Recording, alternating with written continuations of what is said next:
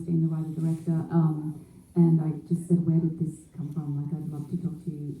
And she was so open with me immediately, and we started kind of chipping away, and she shared a little bit about what she had been through with her child, and who is fine now, but which she's spoken about. But that was our initial conversation. But I think I was so, I didn't know where to begin with the script and the character, so it was like just like with kid gloves almost at the beginning a little bit. Yeah, and did she?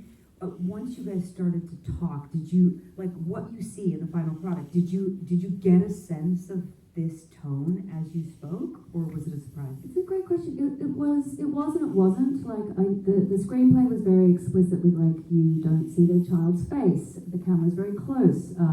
The humor was in the script. The hamster is described as Jack Nicholson from The Shining. It's very, very dry, very funny, very dark, and then also disorienting. Very like, where am I? And then she's revealed as a therapist. I kept having to go back, like, what's happening? So it was sort of, but then when I saw the finished product, it really revealed to me the tone and the language she was really using, which you can only appreciate when you've seen it at the end. When you're in it, you just, you're like, you're doing your job, you're focused, and you're seeing it all come together. But it was such a, I couldn't anticipate what she was really putting together. Right, and in a way you probably shouldn't, because that's not your job. Exactly. You have to kind of be present. I've got to be focused on she was very protective of me on set too, and it was a small film. We were putting out fires all day. It was a 27-day shoot, and so she's very protective of me the whole time and making sure I was just getting what I needed day to day. Yeah. Did you feel? I mean, that your daughter and your husband are kind of like ghosts in this movie a little bit, where they're there but they're not there because we spend so much time in your head. Did you, when you were prepping or when you were on set, did you like sink into that, or did you really depend on the actors to help? I think I did the opposite, depended on it. Like the scenes with the daughter, Delaney Quinn is this lovely young actress, she plays the daughter, so it was very much scenes with her, just reacting to her and I doing our little rehearsals and work. And then with Christian Slater, my thing was, we were just obsessed with making sure he was on the phone the whole time and I wasn't just talking to nobody, because it's so different, right, when you don't have the actor there. Yeah, just tennis ball acting, not great. No, it's empty and it's flat, and it was so crucial. So he would be calling in from like Miami and Germany or wherever he was. We've got Christian.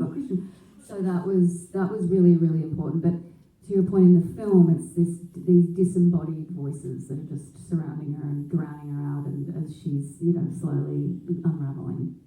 And back to Conan for a second. So he was already on board. Was Mary just obsessed? Did she write the part for him? Well, she had been a fan of his since she was a teenager, and I think when she was like 14, she wrote him a letter, like a handwritten letter, like as a fan mail. And then she told this story. She had written the screenplay, and they were sort of suggesting ideas for who, and you could go a much more typical route with that casting of a therapist. And she was listening to Conan on a podcast, and was like, that voice, I would love him to be my therapist. And was like, why don't I pitch it, and see maybe he'll come on board. And initially, I think he didn't want to, because he's never done a dramatic role before, any acting really before. But then he dove in. Yeah, he was great, and it was wonderful to see the layers of therapy, because you're like, therapist to the therapist, and then you're therapizing this other one, and all of you are so fucked up. It's such a peek behind the curtain, right? Because we all wonder. I mean, I've done therapy, and you always wonder, like, what? You could get to that point of like, what's going on with you? What's up with you? Yeah, what's up with you? What's your wife or husband or boyfriend or whatever? Like, do you have a kid? I guess it's a natural part of the relationship when you start to have that. But it's we always thought, well, Mary always puts it like the relationship with the therapist is really the love story of the film. But it's obviously never transgressive, but it's the only thing that's really her guardrails, and it's at that bitter end, so when they have such contempt for one another, and then at the end, when he, breaks up with her, it's like, the movie's over, like 10 minutes later, like, that's it, she's got nothing. It's a love story. between a therapist and his patient. Inappropriate. That's what it should be. When I watched this movie, I thought a lot about the sonic landscape because the tension is sustained with that terrible monitor, and I remember being like having a baby, and you're so tied to this monitor, and you're like, is your baby alive? Is your baby alive? Is your baby alive? And then to have like a kid who can actually tell you that they're sick and in pain and whine or cry or wake up, but just that sound. I'm assuming you couldn't have that sound while you were shooting, right?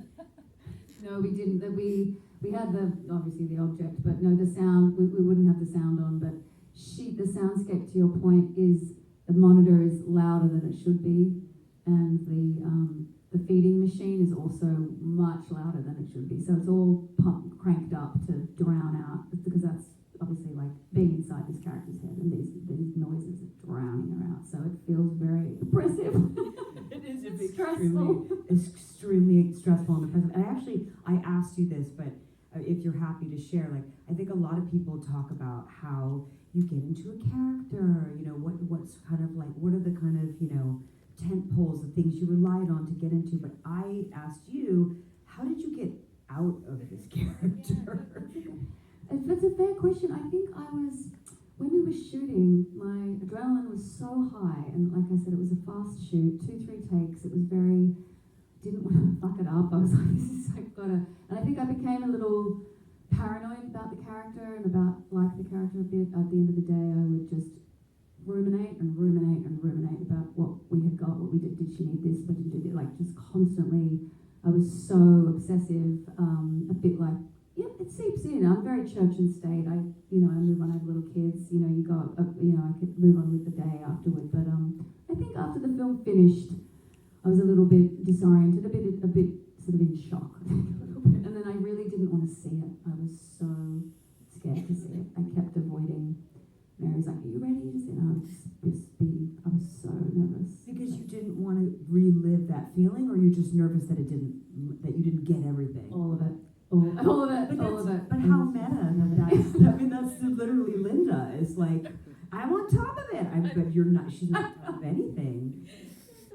No, I could cry. I was just like, oh my gosh, I'm so scared to see this movie, and I couldn't even acknowledge that I was scared. I would just be avoiding it, and I knew, Mary's a real force of nature, and I knew she was determined to make something pretty singular. So I think that was part of it too. It was like, oh my gosh, what was? When did she finally break you, and you had to see it?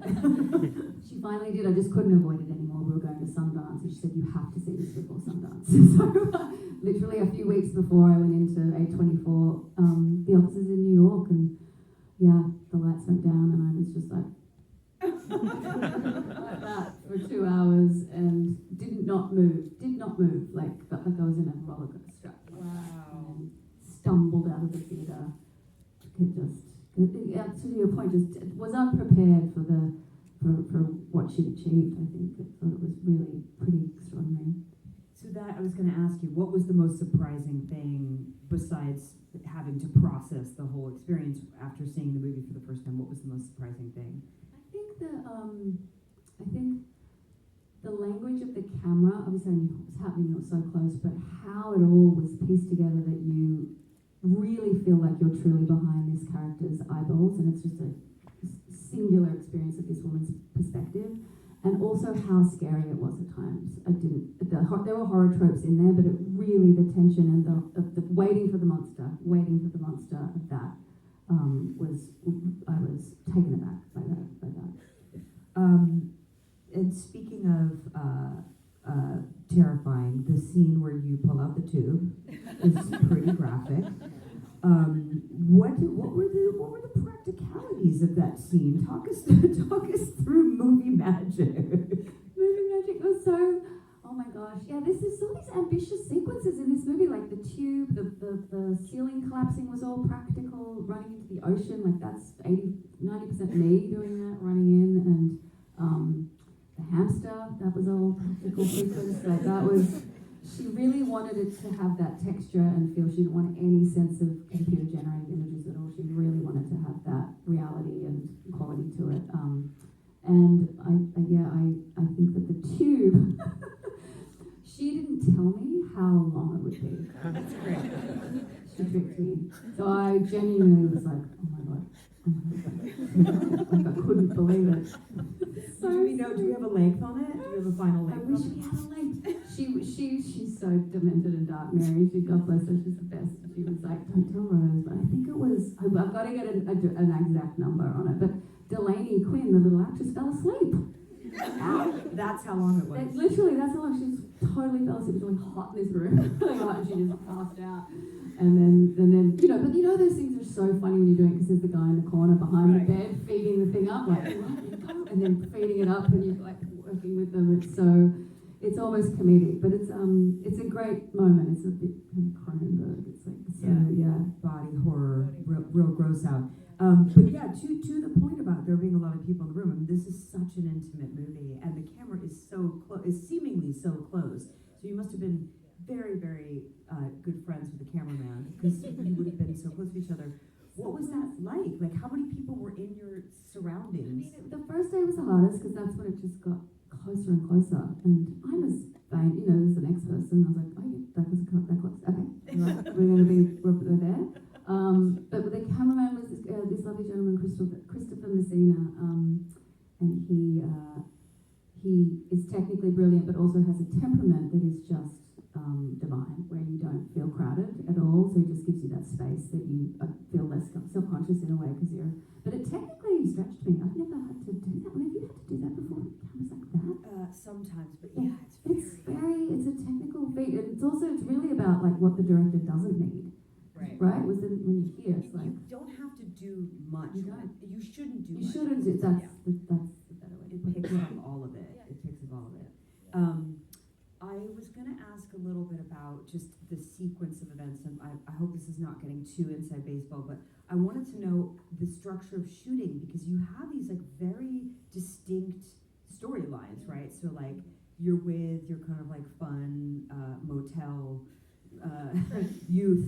The youth, you're on the phone with your husband, you're with ASAP at your house, you're with Conan, you're with your patient, and you're with your daughter, which feels like a lot of different movies. Did you shoot in order? Did you shoot with Conan and you were done and then you moved on? It was like Mary, to the best of her ability, tried to do it in sequence. Like she really wanted to have that build, but it was ultimately sort of chapters of the Conan chapter, the Rocky chapter, and people's schedule. So it was ultimately sort of like that. But even within that, she really tried to do it in sequence every chance she could get, which I think really helped because it's a very disciplined film, I think, but also sort of tracking because the character is drinking to excess, smoking pot. She does sleep, so like tracking how she looks because she's just going downhill. She's like unraveling. So we had all these charts all over the walls of where we were, how much sleep she'd had, how many drinks she'd had the night before, so we could consult. Because it's become a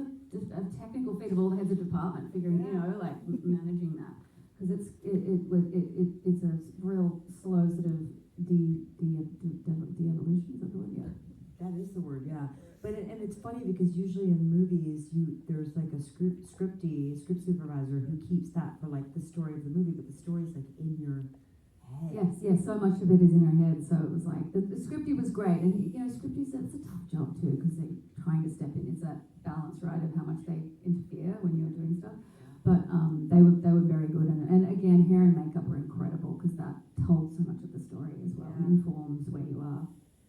I want to talk about the last scene because it's so arresting, and I can't imagine what it felt like to actually do, because just the violence of nature coming up against the violence of nature. I mean, there's only so much you can do to make it feel not violent, right?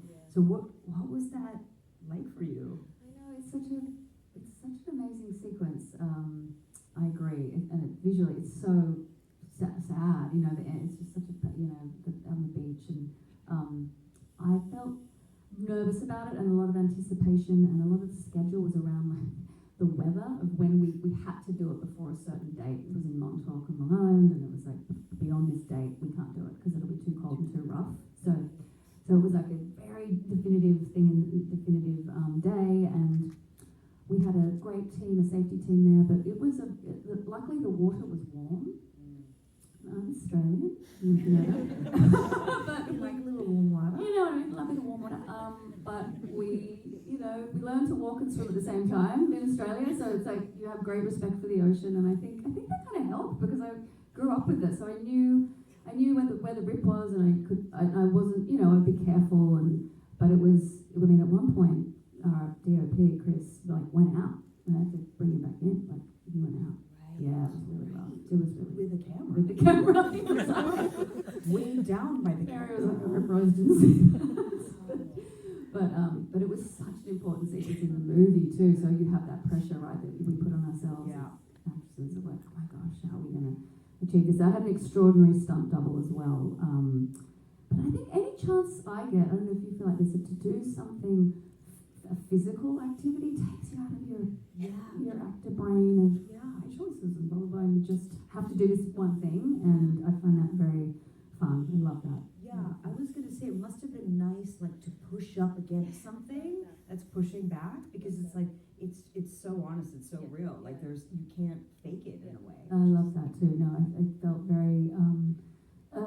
I leaned into that aspect of it, just like throwing herself in and really trying that thing of the ocean rejecting her. But I know it was the biggest. I think one of the sort of the most ambitious sequence in the film, because when you're dealing with an element like that, it's out of your control. So. Yeah.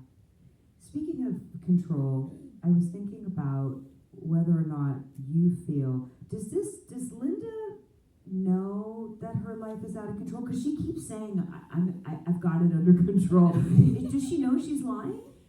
Oh, that's a great question, and I must say, I don't know if everyone's life here, but when you've seen someone in a situation that is really dire, and they don't want you to know about it, so they cut you out, they cut every single person. That's what she's done. She's cut everybody out because she doesn't want anyone to tell her what's going on. She doesn't want any reflection back on her.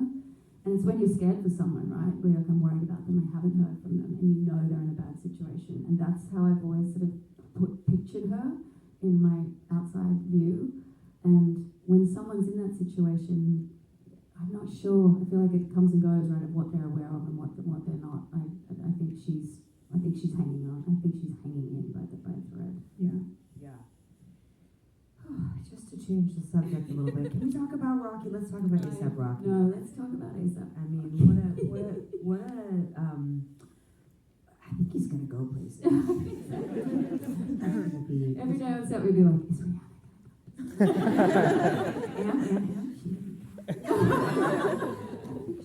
But she did in her own way, in like a Such like a young hip crew, and every time he'd be on set, it'd be like they'd be so happy because he's like so impossibly cool, but he's so lovely. He's such a sweetheart, and he just has that quality that you cannot direct. You put the camera on him, and it's just magic. Just natural. Yeah. And he brings such relief to the film because my character's so full of hostility, and he's so charming and actually relatable, and that's kind of a normal person on screen, and I think that as an audience it allows you to breathe a little bit. Those scenes were quite hard, so I was like, she's so mean. That's what I was gonna ask too. I was like, did you, I know this is unprofessional, but didn't you kind of want him to think you were cool? No, that was part of it. There was an element that Mary and I talked about of she slowly kind of wanted to seem kind of cool to him, which is so adolescent, but we wanted to tap into that quality because he's that guy where you're you kind of want to be like the cool, when she knocks on the door and there's the gorgeous girl there, and she's like, who the fuck are you? And I'm just Did it make it hard to be mean to him though? Or yes, it did. I was like, it was hard. It was a challenge, but it was fun. It's like she's just so different from me, this character, because it's not, if I'm under stress, I'm not we all lean into different parts, right? And this character's just so hostile, and that's not, if I'm under stress, it's a different quality comes out. So that was just fun to tap into, having the permission to do that. But he shot this before he shot highest to lowest, the Spike Lee film. So Wow. yeah, it was his second job. That's crazy. Isn't that Because crazy? Highest Lowest came out Way before us. way Yeah. before. Yeah. Wow. I Interesting. know. I'm so curious what he'll do next. He's very talented. I think he's going to be okay. I feel good about it. Don't worry. I feel good about it. How many times have you watched this movie with an audience? Question. So, twice, and then I peeked in on other screenings. So I watched it at the New York Film Festival, which was great because it really played. It was a very sophisticated audience. It plays like a comedy straight away. They just knew they could laugh, and it's a great New York story. And the therapy scenes was immediately they were like, oh, you know, we got the, wink at the camera. And then in Toronto, I peeked my head in, and it was a real kind of college crowd, and it played really like a horror, like oh my god, you know, like way more interactive. And then in Berlin, I watched it. That was the other time, and that was very cerebral, very German, very cerebral. Stuart, you know, very like. So it's kind of cool. I couldn't anticipate how much it really reflects the audience in a way that I hadn't anticipated, it's like a magic trick.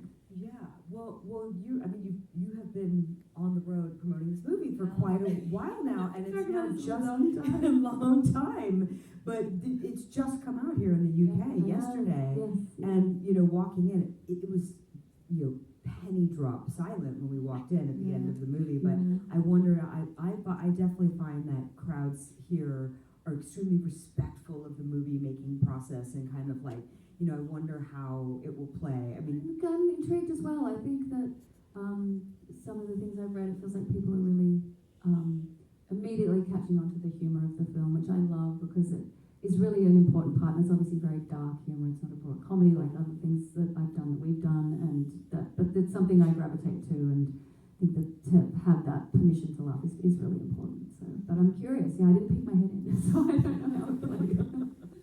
I'm getting signals. 2 minutes. I'm getting 2 minutes. I'm getting a 2-minute signal. Wow, that time flies when you're having fun. Wait, what else do I have to ask you? I have more things to say. What's the worst thing that Linda does in this movie? I think her haircut is a criminal. I don't know about anyone else here, but that haircut is a shocker. Wow. Someone's gonna tell that lady to put it up or down. Don't put her hair up. Figure it out. Figure out that hairstyle.